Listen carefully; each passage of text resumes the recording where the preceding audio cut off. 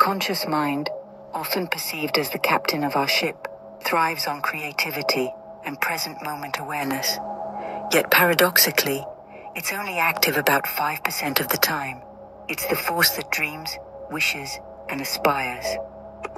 On the other side of the coin, the subconscious is the vast sea, where all our learned behaviors, automatic responses, and ingrained habits reside, dictating a whopping 95% of our daily actions and reactions.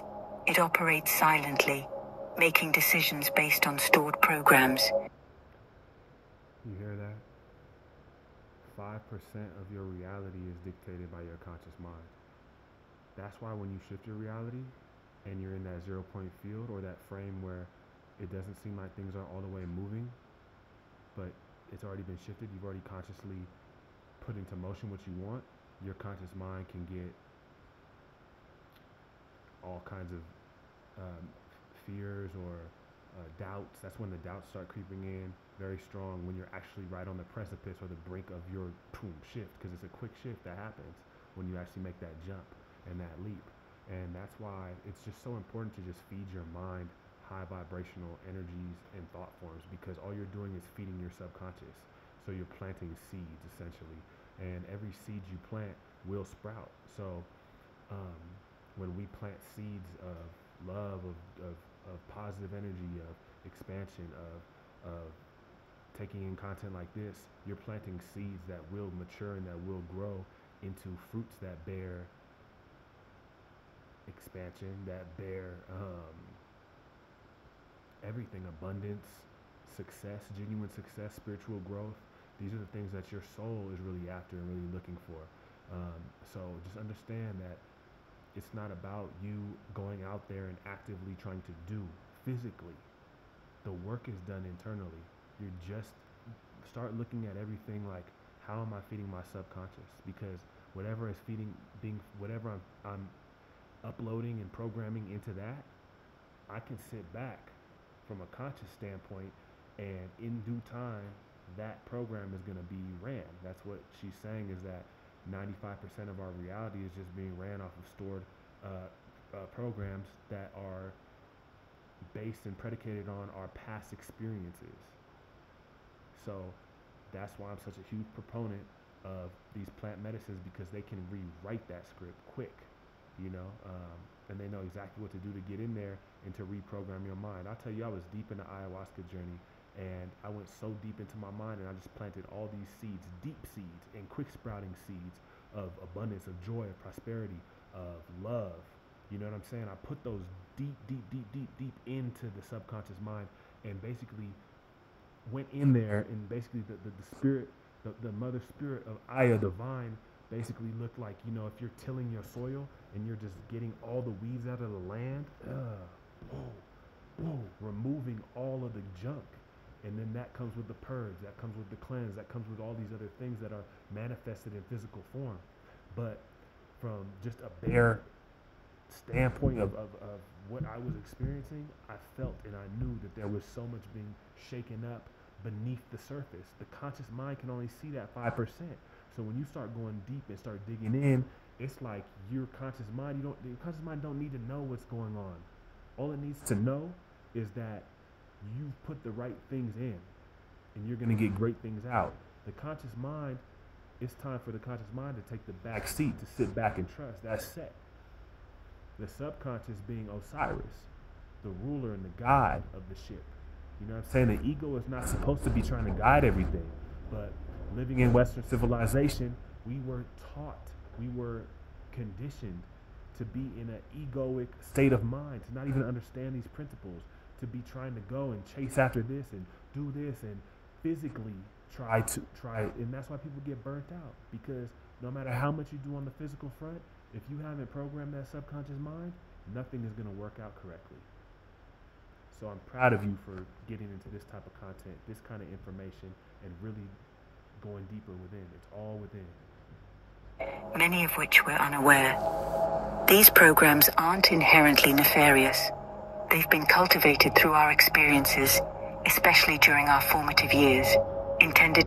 Once once again, those formative years are crucial. 1 to 7 is the age where you're in the alpha, theta brainwave state. So you're receptive of everything that's coming in, everything that's coming in, everything that's coming in. And those are the programs that carry over into later years in your life, you know? So once we understand that, we can go back in and we can rewrite this code. We have all the power. You have all the power. To help us navigate the world. A profound revelation emphasized over the ages is the claim of the Jesuits. Give me a child until it's 7, and I will show you the man. This axiom underscores the significance of the first 7 years, a phase during which our brain primarily operates in theta state, a state similar to hypnosis. Theta and alpha state. That was what I just made a video yesterday, I think, and I was saying it was the Roman Catholic Church, but you just heard who it was, and it's the Jesuits are aligned with all of that energy. So that actual framework was brought over into the modern day, the old world modern day school system. Give me a child from 1 to 7 and I'll show you the man, because they knew that's a program. We can program this child with anything that we want, and it's going to be very, very, very difficult, especially in those days. They didn't have YouTube. They couldn't just tap in with God's Son and get this. They were boxed in, and here's the book that you got to read and stick to this, and no questions asked. So you get somebody 1 through 7, they're going to be in that religion. They're going to be in that indoctrination system the rest of their life. You know, so we're very, very fortunate to be in this age of Aquarius, where the wool can't be pulled over one's eyes unless they allow it to. There's too much access to information, and that's a great thing and not a great thing. You got to know where to look, and right now you're looking in the right place, and we're listening to the right things together. Ashe. During this phase, the young mind is like a sponge, absorbing the behaviors, beliefs, and attitudes of those around it, particularly primary caregivers. Understanding this sheds light on the idea that much of adulthood is essentially an enactment of these early learned programs. Recognizing this pivotal truth can be both daunting and empowering. While it implies that many of our daily choices are automated, it also signifies that there's a window of transformation available. For once we recognize the program, we can alter it. Once we recognize the program, we can alter it. We just have to know what we're looking for. And a lot of it is buried. It's like buried treasure deep within yourself. And when you bring it up, it's going to bring up a lot of memories. It's going to bring up a lot of emotions. It's going to bring up a lot of things that may not be pleasant or comfortable to deal with. But by just tapping into that, you're opening up a chest, a treasure chest, where underneath all of the dust and the debris is your code, your access code to shift it all around. And I just want to continue to empower you to go deeper within yourself. If there's something that you are struggling with or battling with, there's an answer on the other side. You just got to go a little bit deeper. You just got to just keep going, keep going, keep going. And your desire for transformation is being met, is being encouraged. You know, you are empowered right now. And even when it's difficult, even when it's tough, even when you feel like nothing's happening, you know, I wrote, I know sometimes your conscious mind creeps in. At times it says, what the fuck am I doing? This is okay. This is normal.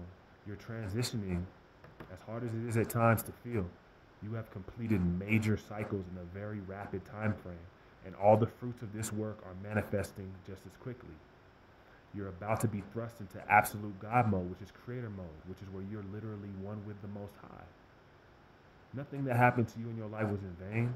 That was just preparation. That was just to make sure that you were strong enough, to make sure that you wanted it enough, to make sure that you understood the call, right? Your reality will shift into something great beyond your wildest imaginations. Don't worry about anything. You are divinely guided each and every step of the way. You have done everything correctly because this was the only direction to go. Your path was the only direction for you to walk. That's why you're walking it. Be proud of your strength. Be proud of your courage and willingness to go beyond where anyone else is venturing. Nobody else is walking your path. You're walking your path. There's nobody else that could be you. So be you. Be you to full. You know what I'm saying? You are a trailblazer. You literally don't need to do anything. Just be and enjoy the unfoldment and process. You've already done the work. You've already done your co-creator job. You are loved, you are supported, and you are held by the entire universe. And get back on some mushrooms. Godson, much love. Um, you're doing a great job. I'm proud of you. I love you. And shit, man, nothing more to say.